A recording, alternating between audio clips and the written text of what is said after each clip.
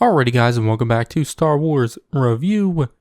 Continuing on with some Celebration 2025 news, as there was a panel for the next Star Wars video game titled Star Wars Zero Company, which is being developed by Bit Reactor with Respawn Entertainment, and is a single-player turn-based tactics game similar to something like XCOM, which they revealed that it will release sometime next year in 2026, and will launch on PC, PS5, and Xbox Series X and S, which during the panel they showed off a trailer, which does give us a little bit of a peek at the gameplay, which, it shows that definitely seems like it'll be similar to XCOM, but the trailer was mostly cinematic, but it does kind of reveal when the game will be set and some of the story, which it will be set during the Clone Wars.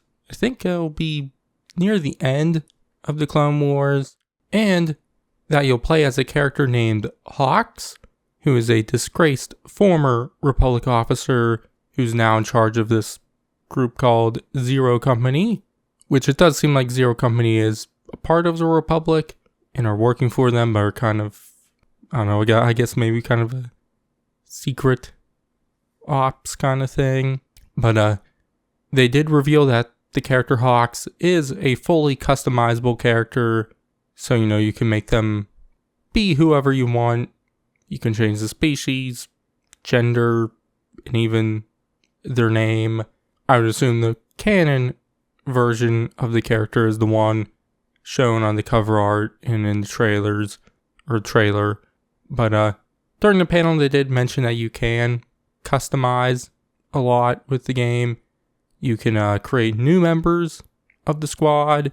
In fact, during the panel, they said you can just have a squad of astromech droids, which seems fun. But there are a few preset characters, which will seemingly kind of drive the story of the game with Hawks. But those characters are Trick, a clone trooper who I guess worked with Hawks in the past, which they are wearing Phase 1 clone trooper armor. But like I said, it is set during the end of the Clone Wars, so I guess they never got their armor upgraded. But then there's Luco Bronk, who's a Umbaran who hasn't forgiven the Republic for the invasion of Umbara, but is working for Zero Company, which one thing I found interesting is they do tease that him and Trick kind of don't like each other, and it's kind of up to the players' decisions on how that relationship will evolve. Like, for instance, sending them out on missions together will help them kind of grow a friendship and whatnot, but if you don't do that, then it'll just get worse and worse. So that is one thing I'm quite interested, which I'll talk about that more in a moment. But the next character is Cly Calervo, a Mandalorian, who's the last surviving member of her clan, Verminoth. And then there's Tel, a Tognoth Jedi Padawan, who I guess is on a quest to complete her fallen Jedi Master's final mission, which for the story of the game, on the article on StarWars.com, had a little sentence which said, Zero Company must set aside their differences to take on an emerging threat that will consume the galaxy if left unchecked. And that's really the most that kind of gets into that. A bit, ominous and whatnot. But I am interested in the story, mainly with how they kind of described how they wanted to blend storytelling and all that with the decision making of a strategy game. And so I am interested to see kind of where this story goes, how different it might play out with the decisions you make, because obviously, like I said, they teased with the characters Trick and Luco, how you use them will change how the relationship evolves. So that's one thing what really interested me with what they kind of talked about during the panel. I am excited to learn more about that, because they didn't really go super in depth. One thing they did mention was difficulty settings. For instance, there's one for just more experiencing the story and whatnot, so obviously a lot easier. But there's also ones with permadeath and all that, so that can completely, I guess, change the story also. I'm not sure with permadeath if it will include those preset characters or what. Once again, didn't get super in depth with that, but they did reveal some concept images, mainly showing off some planets and whatnot.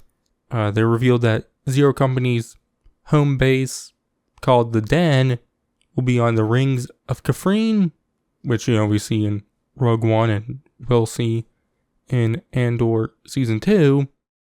But there, they'll plan, your next battles and whatnot, which it did show off the galaxy map and teased some planets like Anaxis, Vandor, Serlonis, and Mapuzo, which all have appeared in previous Star Wars stories.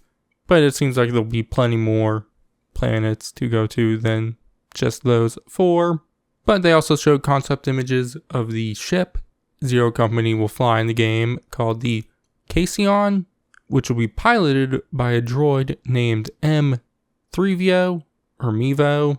And they talked about how the ship, ends up just as much of a character as the characters do in the game. But that's pretty much everything they said. There might have been a few things I missed, but obviously they only kind of touched the surface of the game. So I am very excited to learn more about it in the future. I love the XCOM games, even though I'm pretty bad at them. I'm definitely not good at them, but I do enjoy them still, and so I am excited for a Star Wars version of that. And so hopefully soon we get some more details, but whenever we do, I'll obviously talk about them in a video. And also when the game comes out, I'll definitely do a playthrough of it and whatnot. But that was all the news for Zero Company revealed at Celebration. Next, I will cover everything revealed at the panel for Visions Volume 3. But in the meantime, you can check out all my other videos covering Star Wars Celebration 2025. But that's going to be it for this one. I've been Star Wars Review, and I will catch you guys in the next one.